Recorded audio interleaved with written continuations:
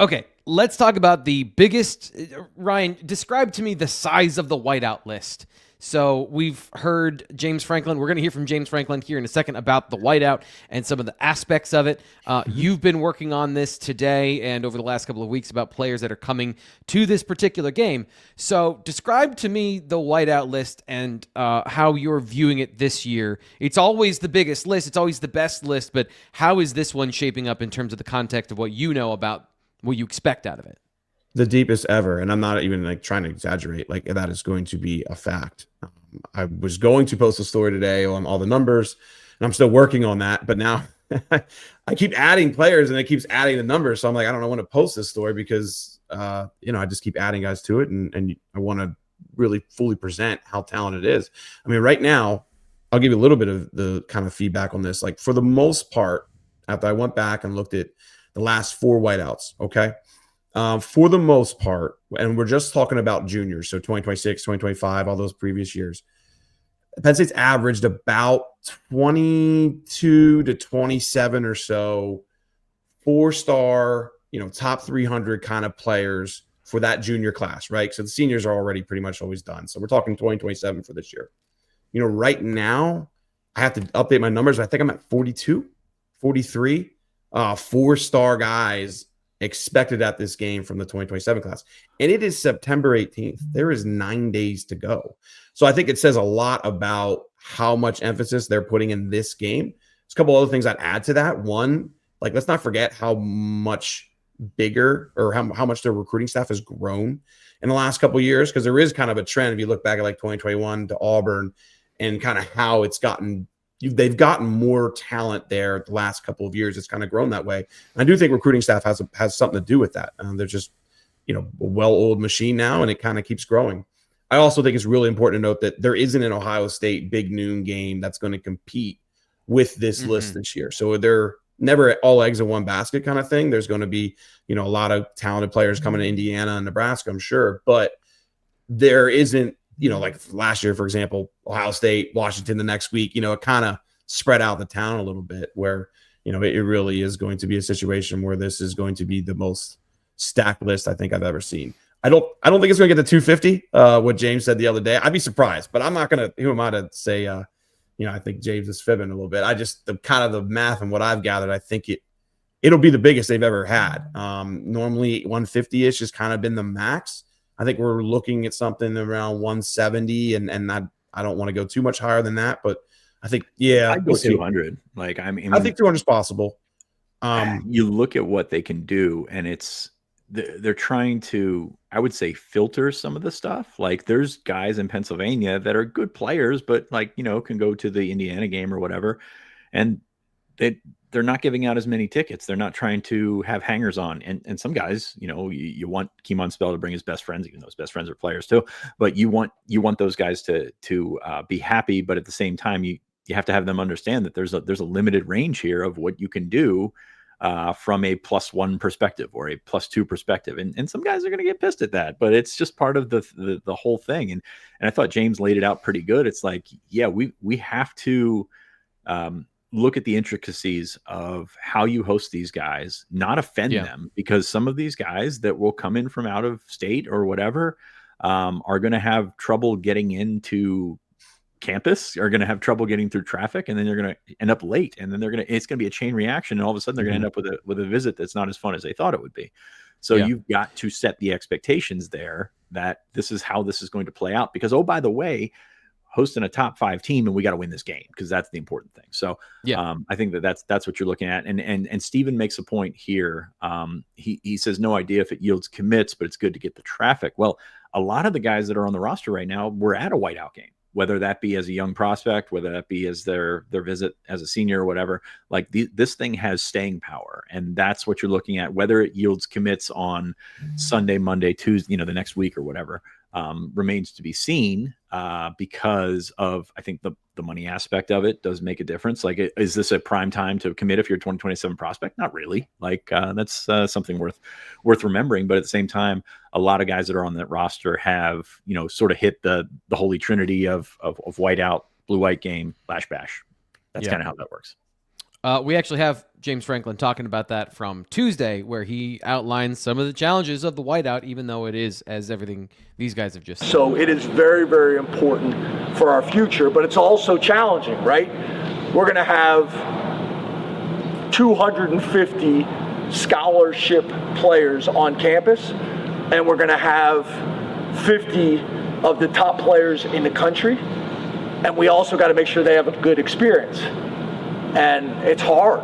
It's hard to make sure that everybody gets some love and everybody gets some time on game day, you know. So we've put out word asking people in the athletic department that could help us. So we have more hands on deck, more manpower to help us, just so that everybody has a good experience. You know, sometimes people underestimate. They've been to other places for game day visits. I'm not going to mention the places, but they drive right up to the stadium. They're like, it was wonderful. We just drove right up to the game. I said, well, you felt that when you got inside it, right? And then they get here and they're frustrated with traffic. Well, you got to leave early enough and you got to get here.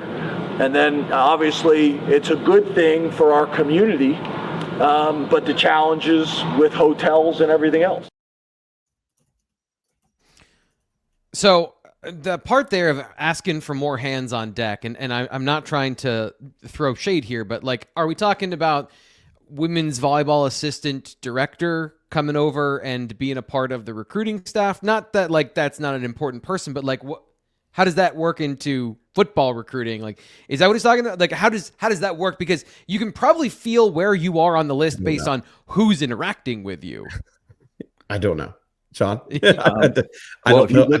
I mean, I've been thinking about it since Tuesday. That's my problem. It's probably a huge, and this is me speaking off the cuff based on prior years, not necessarily this year, but it's probably a huge recruiting weekend for volleyball, for basketball, for all these other sports, because you're going to look down on the field and you're going to see a ton of recruits that aren't necessarily football recruits. So like, and how do you say this?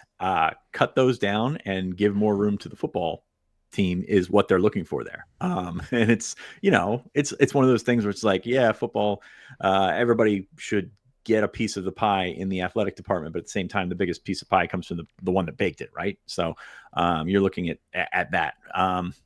So getting out of that ditch that I just dug myself, you're looking at everything, right? I mean, you can't get hotel rooms for these kids, but there's ways that, they can have, if they have relationships with other people, that they can stay in, decently close areas and things like that. So like, I think that they're all trying to pull the rope in one direction. And I tell you what, the most interesting part of that little,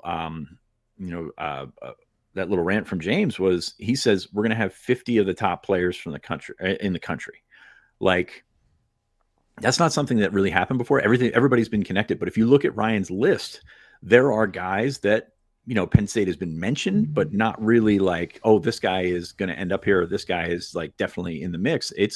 You're pulling 5 stars from Texas that are going to come up and check this game out. So like, I think there's been an added emphasis, and maybe that's something to do with the Adidas factor. Maybe that's something to do with, how Penn State has approached this national spectacle rather than just a football game.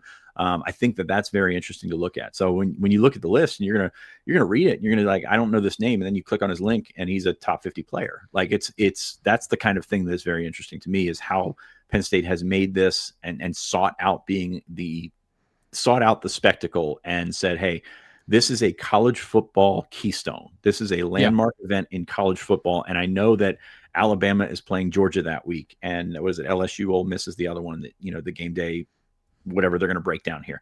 But this is going to be the event in college football this weekend. We want you here. We're going to, make it so that you can get here. So I think that is the biggest thing that I look at from Franklin and his recruiting staff, that they've put in a ton of work to get guys here. Nate Bauer here in the chat. A couple of important things he says. First off, he likes the video. He's one of only 19 people at the time.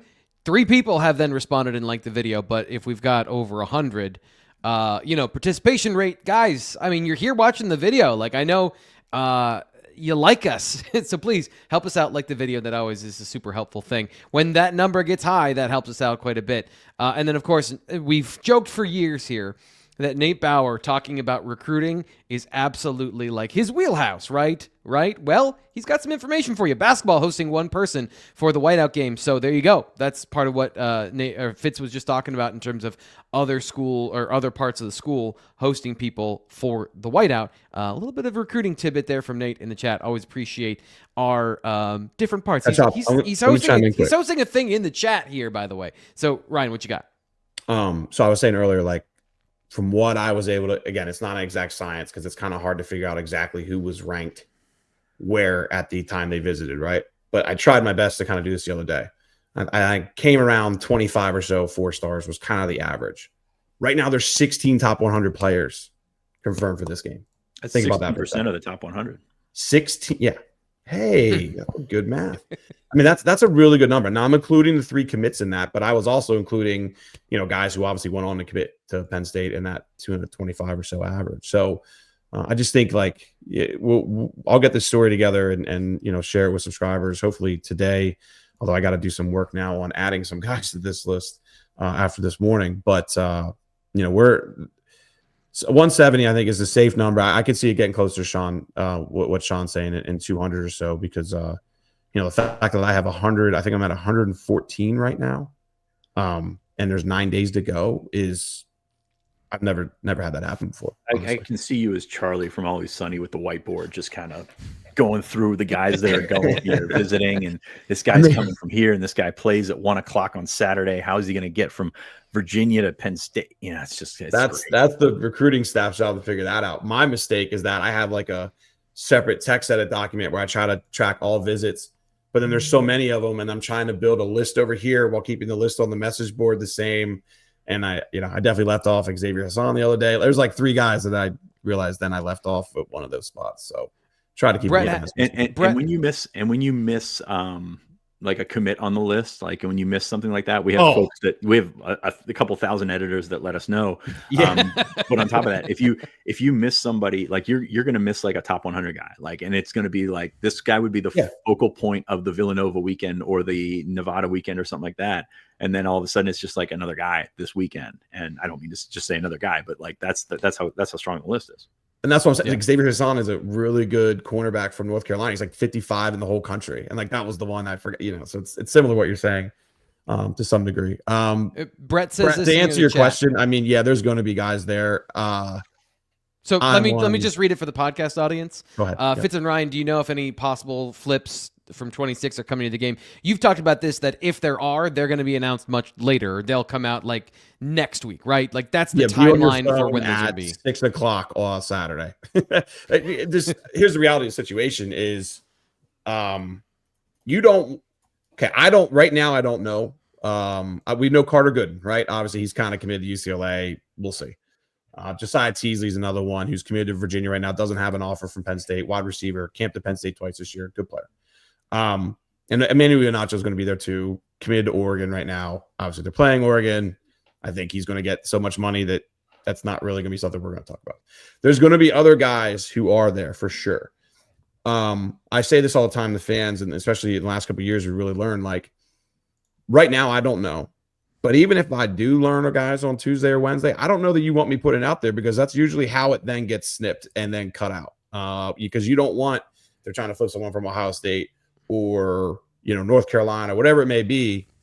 That's how then once that becomes public, these schools are going to do everything they can to keep that visit from happening. So it's kind of, you just got to walk this line, right? Like if a player is putting it out there publicly, absolutely, we're going to talk about it. But at the same time, from a Penn State perspective, from a fan perspective, if you guys want these situations to happen, I think you want to keep them as quiet as you can until 6 o'clock on Saturday. Yeah, and that's where, there's a fine line between I really want to know and I really want it to happen, as you so do I, just right? laid out there, right? My job is to promote it and blast it everywhere, right? Like that's what we get paid to do. But I'm running the risk of pissing off quite a few people if I do that. Did that last year, didn't we? It's happened many times. While also then, you're running the risk of, Penn State then getting kind of scooped out for a player that they were trending with. And, because it became public, then school X, school Y, school Z, whomever it may be, shoots that visit down. And that's I'm taking Ryan's back on this. That's not just a narrative. Like that's not just a, hey, like we're trying to, or it's not just a, we don't know, so we're going to say that. That's actually how it happens, because Penn State stomps out those visits too. I mean, you look at some of the guys that they've signed in their classes that maybe have popped up for potential late visits, and they find out, and they go on the offensive there, and that's all these things work. So new strategy. New strategy for Penn State fans of what they'll want you to do. Ryan, you are now actively trying to find Penn State recruits going to other schools, and you can announce those ones. Yeah. I mean, yeah. Either way, I mean, like, again, I don't want to come off as we're, just I'm out of the loop or whatever it is. I mean, there will probably be a couple guys we learn about next week, but depending on who they are and if that player is putting it out publicly, you got to walk this fine line right now, because it's, especially with this 2026 class, they are still trying to add guys, certainly top talented guys. All to circle back, yes, I absolutely expect some talented players who will learn about early, an hour or so before the game. But right now, those are the three I mentioned already.